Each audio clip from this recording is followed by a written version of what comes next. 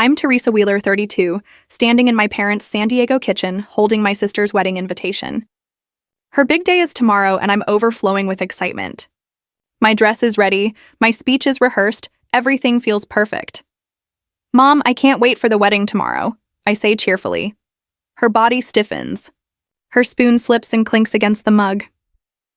Teresa, she says quietly, avoiding my eyes. It was last week. My chest tightens, my breath catches. The invitation slips from my hand and hits the counter. I grab it again, staring at the date. Tomorrow. What are you talking about? I ask, my voice trembling. She mutters, We sent the wrong date. It's already over.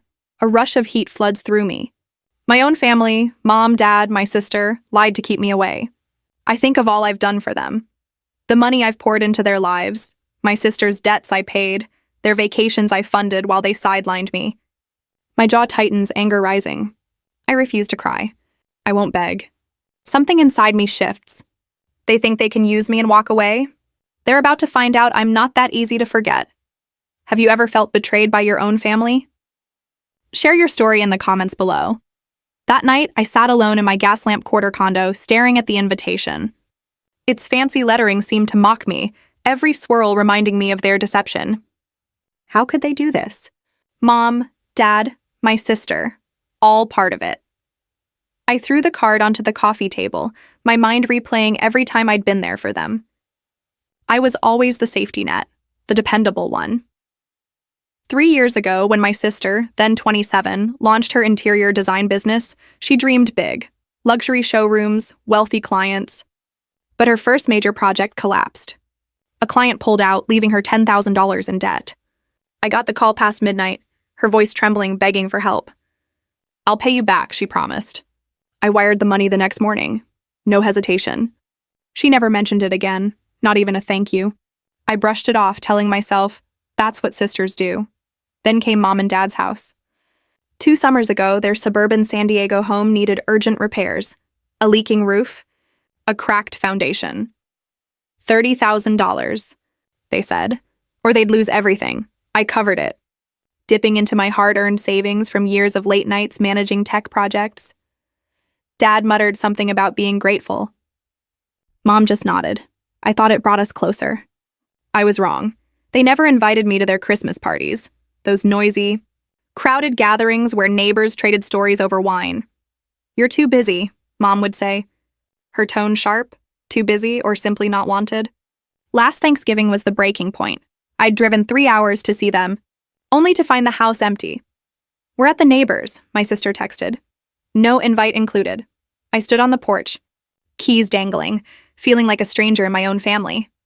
I'd paid their bills, covered debts, funded repairs, even their anniversary trip to Napa. Yet I was always the outsider, the one they called when checks bounced. Not when joy filled the room. My phone buzzed, pulling me back. It was Claudia Page, my cousin, 38, a freelance journalist who'd always supported me. Teresa, are you okay? She asked, her voice calm but concerned. I told her about the wedding invitation, my words spilling out fast. She sighed. I hate to say this, but they planned it. Your sister didn't want you there. She thought your success would outshine her. Your mom agreed. They sent the wrong date to keep you away. My hand tightened around the phone. Claudia's words cut deep, each one sharp as glass. My sister, the one I'd rescued countless times, thought I'd ruin her wedding, and Mom, who'd taken my money, had sided with her. I paced around my condo, city lights flickering outside, every ignored call, every subtle jab about my fancy job. They all hit harder now. I'd been their safety net, their problem solver, but never their equal. Claudia's voice steadied me. You don't deserve this, Teresa. What will you do? I stopped pacing, catching my reflection in the dark window. They thought they could erase me from their perfect story. Fine. I'd show them I wasn't just their fallback option. I'd show them who truly held the power. The next morning, I drove to my parents' house, hands gripping the wheel, my heart pounding with the weight of last night's truth. Claudia's call had torn away the illusion, exposing my family's plan to shut me out. I pulled into their driveway, the quiet 2-story house standing still, unaware of the storm I was about to bring inside. I wasn't there to beg. I wanted them to confront what they'd done. I knocked on the door, each hit echoing sharply. My mother, Betty Wheeler, 58, opened it, surprise flashing across her face. "Teresa? Why are you here so early?" she asked, her voice tense. I brushed past her into the living room. My father, Gerald Wheeler, 62, sat with his coffee, brows raised. My sister, Vicky Wheeler, 28, lounged on the couch, scrolling through her phone. They froze as I stood there, arms crossed, eyes fixed on them. "Why did you lie to keep me from the wedding?" I demanded, my voice steady and cold. Vicky's head snapped up, her eyes narrowing. "Teresa, let's not do this," Mom started. But I cut her off. "No, you sent me the wrong date." Silence filled the room, thick and suffocating. Dad placed his cup down, eyes averted. Vicky tossed her phone aside and sat up. "Fine," she said, her tone defiant. "I didn't want you there. You always take the spotlight, your fancy tech job, your confidence. It was supposed to be my day." Her words hit deep, raw. My sister, the one I'd helped out of financial trouble, thought I'd overshadow her. "I've given you everything," I said quietly, my tone controlled. "And this is how you repay me?" Mom stepped forward, her expression firm. "Teresa, you're too independent. It makes us feel small." Vicky deserved her moment to shine. Her words cut deeper than I expected. Dad stayed still, eyes fixed on the floor, silent, guilty. I turned to him. "Dad, you let this happen," he shifted uncomfortably. "It's not that simple," he muttered. "Not that simple." They'd erased me from a day I was meant to celebrate, and he had no defense. Every moment I'd supported them, with money, time, loyalty, it flashed through my mind. They'd taken it all only to cast me aside. My hands clenched, but my voice stayed calm. Losing control wouldn't fix anything. "I'm done being your backup plan," I said, locking eyes with Vicky. She leaned back with a smirk. "You're overreacting," she said. Mom's tone softened. "We're family, Teresa. Don't turn this into a fight." But it already was one. They had drawn a line, treating me not as a daughter or sister, but as a means to an end. I looked at them, Vicky's smug grin, Mom's strained composure, Dad's silent avoidance, and saw no remorse, only self-righteousness. I walked toward the door, each step deliberate. "This isn't over," I said, my hand pausing on the doorknob. Vicky let out a sharp, mocking laugh. "What, you'll make us pay?" she sneered. Mom reached out, voice trembling. "Teresa, please, just stay and talk." But I didn't turn back. They expected me to fold like always, but not this time. I had built my life, my career, and my strength without their approval. They'd underestimated me, assuming I'd accept their betrayal in silence. As I stepped outside, the crisp morning air hit my face and clarity washed over me. They'd built their comfort on my support. Now they'd see what happened when that support disappeared. The next morning, I sat in my downtown San Diego office opening a folder. The memory of yesterday, Vicky's arrogance, Mom's excuses, Dad's silence, only fueled my resolve. I wasn't here to dwell on it. I had leverage, something my family never knew. I spread the papers across my desk, the weight of them steadying me, and called my cousin. "Claudia Page," she answered quickly. "Teresa, how are you holding up?" she asked, voice calm but concerned. "I'm fine," I said. 5 years ago, Mom and Dad were drowning financially. Medical bills, bad investments. They were about to lose their beach house in La Jolla. I bought it. $200,000, all from my savings. Legally, it's mine. Claudia gasped. "You own the La Jolla house?" "They never said anything." "Exactly," I replied coldly. "I let them live there rent-free because they were family. But after the wedding, that ends. I'm done being their doormat." Claudia's voice hardened. "Teresa, that's your property. They've taken advantage long enough. Don't let it go." Her words steadied me like steel. My family had mistaken loyalty for weakness, but this house was my boundary. After ending the call, I contacted my lawyer, Linda Morse, 42, sharp-minded, and efficient. Within an hour, she was in my office, her briefcase snapping open. "Let's see it," she said, eyes locked on mine. I slid the folder toward her. Deeds, contracts, every proof of ownership. She reviewed them, her expression unreadable at first. Then she looked up. "This is airtight," she said, holding the deed. "You own it completely. They have no legal claim." For the first time in a long while, my shoulders eased. Not in surrender, but in strength. They act like the house belongs to them, I said. Living there, using everything as if they owned it. Linda met my gaze without hesitation. Legally, they're tenants at best, she replied. If you want to take control, I can prepare the notices today. Eviction, if necessary. Her confidence steadied me. I had poured years, money, time, and trust into my family, only to be pushed aside. This house was my leverage, my way to reclaim what was rightfully mine. Get the paperwork ready, I told her. I want it airtight, she nodded, jotting notes quickly. You'll have drafts by morning. Just as Linda left, Claudia called again. Teresa, she said sharply, I heard your sister's been hosting clients at that beach house, pretending it's hers. I tightened my grip on the folder, my jaw set. Vicky flaunting my property to impress clients, typical. The same sister who'd cut me out just to shine. Another slap in a long line of betrayals. She'll find out soon enough, I said quietly. Claudia didn't hesitate. You're in the right. Don't let them guilt you into backing down. I walked to my office window. The city moved steadily below, but my focus was razor sharp. That La Jolla house wasn't just a building, it represented my sacrifice.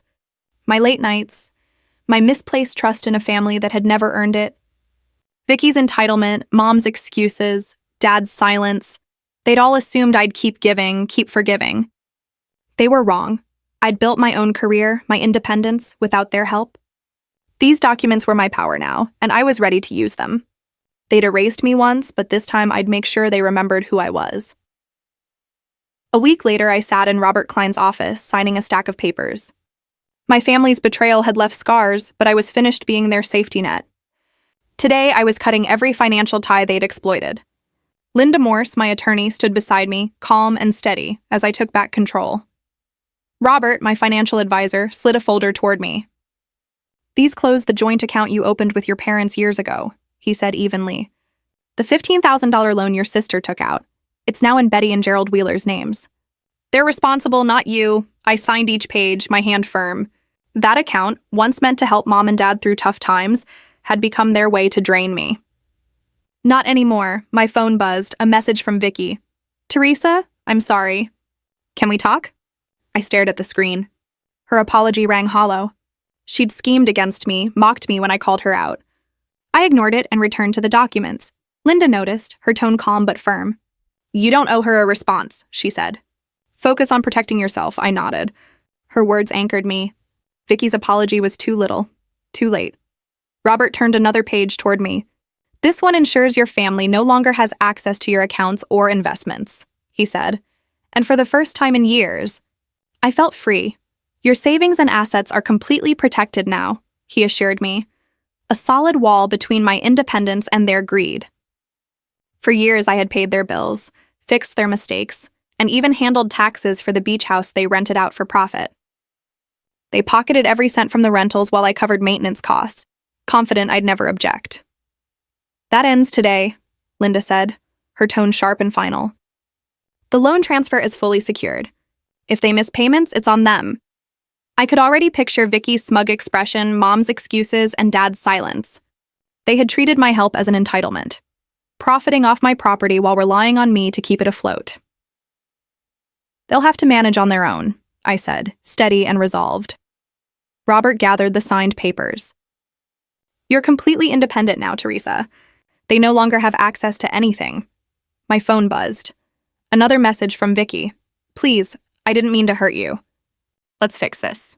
My fingers hesitated, but I didn't respond. Her words weren't remorse. They were manipulation. She was panicking because I had finally stepped out of her game. I turned my phone face down, focusing on Robert's calm voice. Your financial records are secure, he said. No shared debts remain. For the first time in years, the burden I'd carried, being their safety net, their bank, began to lift. This wasn't just about money. It was about reclaiming control over my life. Linda closed her folder. If they try to dispute this, we're ready, she said firmly. You're in control now. A quiet strength settled in. My family had counted on my generosity and silence, expecting me to bend. Each signature today was my declaration of independence, a refusal to let them define who I was. I had built my career, my stability, while they thrived on my effort. No more. As I left Robert's office, documents in hand, my phone buzzed again. Vicky, Teresa, don't cut us off like this. I dismissed the message without a second thought. She still believed guilt could reel me back, but I was done. They had drained my money, my property, and my trust, all while treating me as a resource. Now, with every tie severed, I was free to let them face the consequences of their own actions. 3 weeks later, Claudia called with an update about my family. I was at home, sipping coffee, still adjusting to the calm after everything. Cutting them off financially had drawn a firm line, and now the ripple effects had begun. Teresa, Claudia said, her tone uneasy, your sister's in trouble. Vicky lost a $50,000 design contract. She and Scott are scrambling to pay their bills. I leaned back, unsurprised. Vicky's business had always been unstable, sustained only by my support, until I stopped funding her safety net. They're under pressure, Claudia continued. Scott's been trying to find clients, but things don't look good. I set my mug down, feeling a grim sense of closure. They had depended on me for far too long. That afternoon, my phone rang again. The caller ID read, Scott Harper, Vicky's husband, 30. Teresa, I owe you an apology, he said quietly. I didn't know Vicky planned to stop you from coming to the wedding. I thought you simply couldn't make it. His sincerity caught me off guard, but I refused to let it sway me. Scott, you're married to her, I replied evenly. You didn't see through her lies? He hesitated before admitting, I should have questioned it. I'm sorry, I said nothing. The silence between us carried more weight than words could. His remorse was real, but it didn't change what had happened. They had all benefited from my absence. Later, an email notification appeared, from Mom, Betty Wheeler. Subject, please, Teresa. I stared at her name on the screen, reminded of the excuses she'd made when we last spoke. Without hesitation, I deleted it. My decision was firm. She had defended Vicky, ignored my pain, and now her message felt like another attempt to drag me back into their drama. I refused to be pulled in again. That evening, Claudia called, her tone serious. There's more, she said. Your family's been talking about you around town. They're saying you're selfish, that you abandoned them for your career. My jaw clenched, anger rising. Selfish? After years of helping them, paying their debts, covering taxes, cleaning up their messes, now I was the villain. They were twisting the story to protect their image. People are starting to talk, Claudia continued. Some believe them, but others don't. It's causing a stir. I gripped my phone tightly, the betrayal cutting deep. They couldn't control me anymore, so now they were trying to destroy my reputation. I started pacing the room. The lies hurt, but they also made things clear. My family wasn't just ungrateful, they were desperate to shift the blame. Vicky's lost contract, Scott's apology, Mom's sudden email. It was all damage control. They thought guilt and gossip would make me bend, but I'd built my life and name on my own. Their lies couldn't erase that. You're stronger than this, Teresa, Claudia said softly. Don't let them shake you. Her support grounded me. I wasn't alone. My colleagues, neighbors, and friends, the people who truly knew me, would see through the noise. My family's stories were just that, noise, not truth. I lifted my head steady and unbroken. Let them talk. Their actions would expose them soon enough. They had mistaken my silence for weakness, but I was done carrying their burdens. They had spread lies, and now they would face the consequences. A month later, I was in a meeting when Paul Adams from security called. My stomach dropped as he said my family was downstairs asking to see me. I excused myself and made my way to the lobby of my downtown office, already bracing for confrontation. Mom, Betty Wheeler, stood beside Dad, Gerald Wheeler, and Claudia Page near the reception desk. Mom's eyes were swollen from crying, Dad's expression was unreadable, and Claudia looked tense. Teresa, we need to talk, Mom said, her voice shaking. We're sorry. Can we make this right? I folded my arms unmoved. Their apologies sounded desperate, not sincere. Dad stepped forward, speaking quietly. We never meant to hurt you, he said. Let's just move past this. I shook my head. Their words were too familiar, and far too late. Claudia, silent until then, met my gaze. Teresa, they asked me to come. I thought maybe you'd listen. I trusted Claudia, but I wasn't there to give in. I pulled out my phone and opened a video Vicky had accidentally sent months ago. Footage from her wedding where she intentionally excluded me. Claudia, You need to see this, I said, pressing play. The clip showed Vicky laughing, toasting her guests and saying, "Good thing Teresa's not here to steal my spotlight." Claudia's face went pale, her hand covering her mouth. "She planned it," she whispered, turning toward my parents. "You knew." Mom looked away. Dad said nothing. Their guilt said everything. Mom's voice trembled. "Teresa, please. We're struggling. Let us stay at the beach house just for a while." I stared at her in disbelief. They had rented out my La Jolla property for years, pocketing the profits while I covered the taxes and upkeep. Now, broke and desperate, they wanted to move in. "No," I said, my tone cold. "That house is mine." "You've taken enough." Claudia stepped forward, her voice steady. "Teresa's right," she said, facing them. "You betrayed her, and you're still asking for more." Her words shielded me, solidifying my resolve. Mom's eyes filled with tears. "We're your family," she pleaded. "Don't shut us out," but her words no longer reached me. Family doesn't manipulate, deceive, and exploit you for years, only to beg when it's convenient. Dad tried once more, his tone softer. "We can fix this, Teresa. Please." I shook my head, that video still replaying in my mind. Vicky's mocking laughter, Mom's silence, Dad's complicity. They'd chosen their side long ago.